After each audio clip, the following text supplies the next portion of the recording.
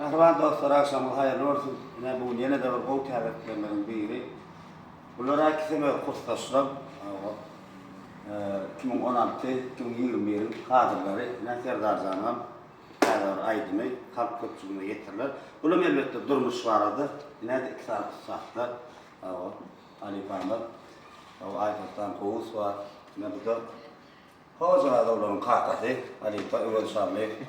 Allah can işlerine şoğlu olsun, bir et çok kolaylardı mı, durmuş temasında terbiyecilik ehende, terbiyecilik ünlü göreyen temalar durmuştu. Doğru yaşa, hocalığı, maşkalarını aldı bir saklama deyilen temanı yöne sürüyor. Biz hep burada o eser olalım kanadı. Hanifeler ne görüyor? Sujetleri, yazılan senaryo, Hanifeler olaydan kanı. Bura Goğu. Goğu ha? Goğu. Goğu değil mi? Kanı ne hep burada hakkı. Sağ ol.